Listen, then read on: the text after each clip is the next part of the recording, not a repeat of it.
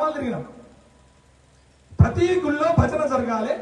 ఈ భజన ద్వారా మనం కొంచెం సంస్కృతి సంప్రదాయాల గురించి, అంటే భజన అంటే ఏదో ముక్తి లేకుంటే చనిపోయిన తర్వాత మోక్షం వస్తుంది అనేటటువంటిది వాస్తవమే. ఒక సన్మార్గంలో ఉంటాం కాబట్టి ఈ వేదిక మీద వచ్చి కూర్చున్నటువంటి వారి యొక్క హృదయము దైవిక హృదయం అవుతుంది. ఎందుకంటే వీళ్ళు ఎవరి మీద కోపగించుకోరు, ఎవరి మీద ఈర్షపడరు, మంది సొమ్ములు మాకు కావాలనుకోరు, చాలా చిత్తశుద్ధిగా బ్రతుకుతారు కాబట్టి వీళ్ళకు మోక్షం ఖాయం. కానీ నీ మోక్షాన్ని నువ్వు సంపాదించుకొని పోతే ఎట్లా? మరి నీ తర్వాత వాళ్ళకి ఇంత మోక్షాన్ని నువ్వు అందించాలి కదా.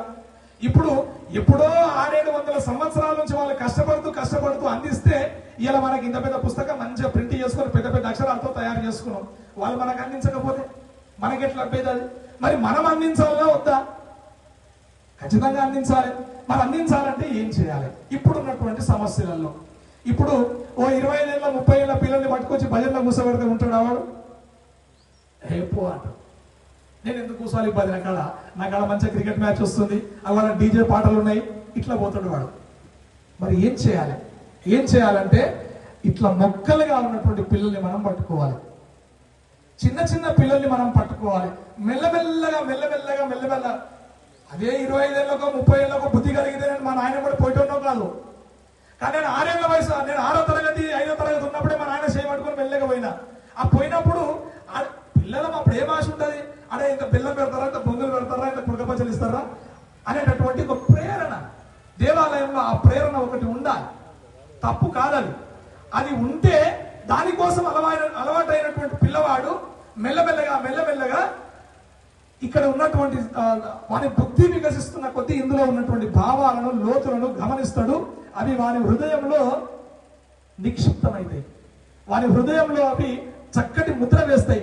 ముద్ర వేసి పెద్దయిన తర్వాత ఇదో మీలాంటి గొప్ప ఆధ్యాత్మికవేత్తలను అవి తయారు చేయగలుగుతాయి. కాబట్టి మనము ఖచ్చితంగా మీరు చేస్తున్నటువంటి ప్రయత్నం చాలా పెద్దది. అందులో శ్రీవాణి సాంస్కృతిక సంస్థ మిత్రులను కూడా చాలా గొప్పగా అభినందించాలి. వారి కారణంగా యువత ఈ మార్గంలోకి రావడం, యువత తబలాలు నేర్చుకోవడం, యువత హార్మోనియం నేర్చుకోవడం, ఒక భజన పోటీ ఉంటే అక్కడికి వచ్చి 4 పెద్ద మనుషులు వస్తారు కాబట్టి వాళ్ళ ద్వారా 4 మంచి మాటలు మేము నేర్చుకోవాలనేటువంటి ఒక జ్ఞానంలోకి యువత రావడం చాలా ఆదర్శమైనటువంటి కార్యక్రమం, ఆశించదగినటువంటి కార్యక్రమం, అభినందించదగినటువంటి పని ఇది. కాబట్టి మనమందరం కూడా ప్రయత్నం చేద్దాం. మనం చేసేటటువంటి భజనల దగ్గర ఇదే విధంగా చిన్న చిన్న పిల్లల్ని, మన ఇంట్లో ఉన్నటువంటి మనవల్ని మనవరాలని మెల్లమెల్ల అక్కడికి తీసుకెళ్లి 4 మంచి మాటలు, 4 మంచి శ్లోకాలు, 4 పద్యాలు వాళ్ళ నోటికి అబ్బేటటువంటి చిన్న చిన్న కీర్తనలు చెప్పి వాళ్ళను కూడా ఈ సన్మార్గం వైపు, భక్తి మార్గం వైపు, ఈ ఏమంటారు దీన్ని వైరాగ్య జ్ఞానంతో కూడినటువంటి ఆధ్యాత్మిక జ్ఞానాన్ని అందించేటటువంటి ఈ మార్గం వైపు వాళ్ళని మనం రప్పిస్తే వాళ్ళ యొక్క జీవితాల్లో వాళ్ళు గొప్పగా మలుచుకుంటారు. ఇలా కొన్ని సందర్భాల్లో నాకు చాలా బాధ అనిపిస్తుంది. ఎక్కడికి వెళ్ళినా ఇదే మాట చెప్తున్నానే అనిపిస్తుంది, కానీ చెప్పాలనే అనిపిస్తుంది మళ్ళా. ఎందుకంటే ఒక చిన్న సంఘటన చెప్తాను నేను. ఒక మా బంధువులలోనే తండ్రి ఒక చిన్న మాట అంటే ఆయన బయటికి వెళ్ళగానే 5 నిమిషాలు అమ్మాయి మాయమైపోయింది. ఏమనలేదు, తిట్టును కూడా తిట్టలేదు. అంటే పిల్లలకి ఆ వైరాగ్య జ్ఞానం లేకపోతే ఏమవుతుంది అంటే చిన్న సమస్యను కూడా పెద్ద సమస్యగా చూస్తారు వాళ్ళు. చిన్న సమస్య తల్లి తిడితే పెద్ద సమస్య అవుతుంది, వాళ్ళకి తండ్రి ఒక మాట అంటే పెద్ద సమస్య అవుతుంది, 4 మార్కులు తక్కువ వస్తే పెద్ద సమస్య అవుతుంది, లేకపోతే వ్యాపారంలో ఇంత నష్టం వస్తే పెద్ద సమస్య అవుతుంది. రాలేదా? ఇప్పుడు ఇక్కడ కూర్చున్న పెద్ద మనుషులు ఎన్ని పెద్ద పెద్ద కర్మలు చూడలేదా? తినడానికి తిండి లేకుండా అరే పంటలు మంత లేవు, గొడ్లకు గడ్డి లేదనేటటువంటి రోజులు మనకు రాలేదా? కానీ మరి ఎన్నిసార్లు మనం ఆలోచన చేసినాం? ఎట్లా మనం బతుకునేటువంటి ఆలోచన చేసినావా? భగవంతుడు ఉన్నాడు, మనకి ఏ కష్టం వచ్చిన నార పోసిన వాడు నీరు పోస్తాడు, మన నడిపిస్తాడు అనేటటువంటి ఒక దీన్నే మనం వైరాగ్య జ్ఞానం అంటాం, ఆధ్యాత్మిక జ్ఞానం అంటాం. అగో ఇటువంటి జ్ఞానం వైపు మనం పిల్లల్ని తీసుకురావాలి. వాళ్ళకి చిన్నప్పటి నుంచే భగవద్గీత లాంటి విషయాలు వాళ్ళకి బోధించాలి. బోధిస్తూ ఉంటే రేపటి రోజున వాని బుర్ర ఖాళీగా ఉండదు.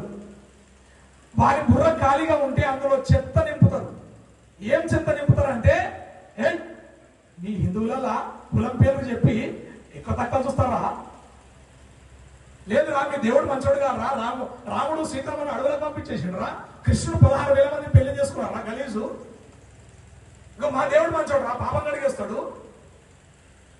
ఇటువంటి చెత్త మన పిల్లల హృదయాల్లో నూరిపోస్తారు. ఇలా ఒక హోలీ పండుగ జరుపుకుంటుంటే ఈ పండుగ మనది కాదు, మనం ఈ పండుగ జరుపుకోవద్దు. అగో విశ్వామిత్రుడు యాగ సంరక్షణ చేయడానికి రాముడు వెళ్ళి అక్కడ మారీచుని సుబాహుని చంపిండు.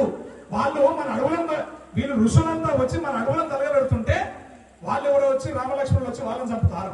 మన అడవిలో శిక్ష పెడితే మనం ఊకుటమా? ఉల్టా ఉల్టా నేర్పించుకో మొదలుపెట్టారు. దసరా పండుగ రోజు రావణాసురుని పూజ చేస్తారు. ఎటువైపు వెళ్తుంది సమాజం మీరు ఆలోచన చేయండి. అంటే చిన్నప్పటి నుంచి ఈ పిల్లల లోపల మనం అటువంటి బుద్ధి నింపకపోతే రేపు తర్వాత ఇంకెవడో చెత్త నింపనిగా తయారవుతాడు. మనం కనుక ఈ సంస్కృతిని, ఈ బుద్ధిని మనం ముందు నింపి పెడితే వారికి అరే నువ్వు చెత్త చెప్తున్నావురా, నాకు చిన్నప్పుడు మా నాయన చెప్పిండ్రా ఇది ధర్మము ఇది గొప్ప విషయం అని వాడు చెప్పగలుగుతాడు. కాబట్టి అందుకని మనం అందరం బాధ్యతగా తీసుకొని మన చుట్టుపక్కల ఉన్నటువంటి పిల్లలని, అటువంటి వాళ్ళందరినీ కూడా మనం చైతన్యపరిచేటువంటి ప్రయత్నం చేద్దాం. ఈ భజనలోకి కొత్త తరాన్ని, కొత్త కొత్త ఇతర పనులను మనం తీసుకొచ్చి ఇందులో వేద్దాం. అవి మంచి సీడ్ తయారైతాయి, తర్వాత గొప్ప గొప్ప పంటలు అవే పండిస్తాయి, ఈ దేశాన్ని ధర్మాన్ని కాపాడుకుంటాయని తెలియజేస్తూ ఇంతసేపు నా మాటలను భరించినందుకు మీ అందరికీ ధన్యవాదాలు తెలియజేస్తూ, ఏమైనా ఎక్కువగా మాట్లాడుంటే దాన్ని ఇక్కడ వదిలేయండి. మంచిగా మనకు ఉపయోగపడేటుంటే మీరు ఇంటికి తీసుకెళ్ళడం తెలియజేస్తూ ఈరోజు మరొక్కసారి వెంకట హనుమంతాసుల వారి యొక్క దర్శన భాగ్యం కలిగినందుకు నేను ధన్యుడిగా భావిస్తూ సెలవు తీసుకుంటున్నాను. జై శ్రీరామ్, జై శ్రీరామ్, జై శ్రీరామ్.